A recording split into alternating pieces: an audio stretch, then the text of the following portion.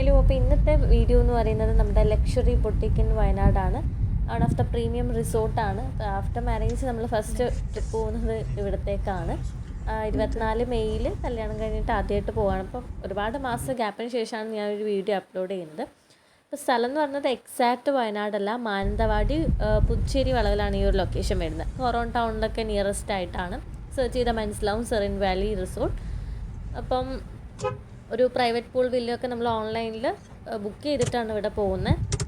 പറയാനൊന്നുമില്ല, ഓൾമോസ്റ്റ് എല്ലാ അറ്റ്മോസ്ഫിയർ ആയാലും അവിടുത്തെ സ്റ്റാഫ് ആയാലും അവിടുത്തെ ഓവറോൾ എവറിത്തിങ് എനിക്ക് അത്ര ഇഷ്ടപ്പെട്ടൊരു കാര്യമാണ്. ആ ഒരു അറേഞ്ച്മെൻറ്റ്സാണ് എനിക്ക് ഭയങ്കരമായിട്ട് ഇഷ്ടപ്പെട്ടത്.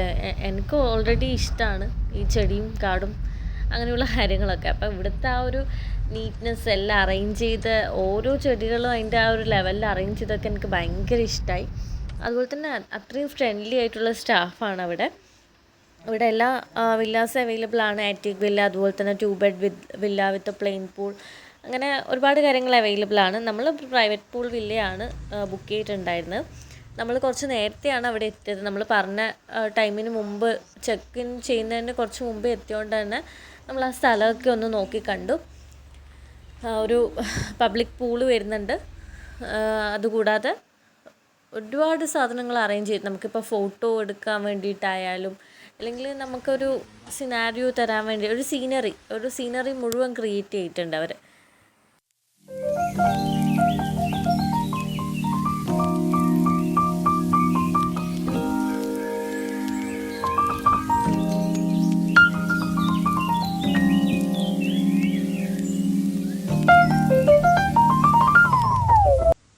ഇതുകൂടാതെ നമുക്ക് എൻ്റർടൈൻമെൻറ്റിന് പ്ലേസ് അവൈലബിൾ ആണ്. ക്രിക്കറ്റ്, ഷട്ടിൽ ബാറ്റ് അതൊക്കെ അവൈലബിൾ ആണ്. നമ്മൾ ചെക്ക് ഇൻ ചെയ്യുന്നതിന് മുമ്പായിട്ട് ഫ്രീ ടൈം അതൊക്കെ ചെയ്തിട്ടുണ്ടായിരുന്നു. പിന്നെ അതുപോലെ തന്നെ ക്യാമ്പ് ഫയറും കാര്യങ്ങളൊക്കെ അറേഞ്ച് ചെയ്യാനുള്ള പ്ലേസും കാര്യങ്ങളൊക്കെ വരുന്നുണ്ട്. ഒരു പ്ലെയിൻ പൂൾ അവൈലബിൾ ആണ്. കൂടാതെ നമുക്ക് ഫോട്ടോഷൂട്ടിന് പറ്റിയ സ്ഥലങ്ങളൊക്കെ, അതായത് ഊഞ്ഞാലൊക്കെ നല്ല ഡെക്കറേറ്റ് ചെയ്ത ഊഞ്ഞാലൊക്കെ അവൈലബിൾ ആയിരുന്നു. ഇതിന് പുറമെ ഒരു ട്രീ ഹൗസ് കൂടെ വരുന്നുണ്ട് ഈ ഒരു റിസോർട്ടിൻ്റെ ഉള്ളിലായിട്ട് തന്നെ. നമുക്ക് ഒന്ന് വൈബ് ചെയ്യാനും അതുപോലെ തന്നെ ഇതിൻ്റെ പുറം കാഴ്ചകൾ കാണാനും ഒരു നൈറ്റ് പാർട്ടിയൊക്കെ അറേഞ്ച് ചെയ്യാനൊക്കെ പറ്റിയ സ്ഥലമാണ്. പക്ഷേ നൈറ്റ് ഇവിടെ ലൈറ്റിംഗ് വളരെ കുറവാണ്. കുറച്ചും കൂടി ലൈറ്റിംഗ് കൂടി ഉണ്ടായിരുന്നെങ്കിൽ അത് അടിപൊളി ആവുമായിരുന്നു. ഈ ട്രീ ഹൗസിൻ്റെ മേലെ കയറിയിട്ട് പിറകുവശത്തേക്ക് നോക്കുകയാണെങ്കിൽ പിറകിലൊക്കെ നിറയെ കൃഷിയും കാര്യങ്ങളൊക്കെയാണ് കാണാനുള്ളത്. പിന്നെ ഇവിടുത്തെ ഭക്ഷണത്തിൻ്റെ കാര്യം പറയുകയാണെങ്കിൽ നമുക്ക് വന്ന ഉടൻ തന്നെ വെൽക്കം ഡ്രിങ്കും കാര്യങ്ങളൊക്കെ ഉണ്ടായിരുന്നു. പിന്നെ നമുക്ക് ഈവനിങ്ങിൽ എന്തൊക്കെയാണ് വേണ്ടതെന്ന് അവർ ലിസ്റ്റ് ചോദിക്കും.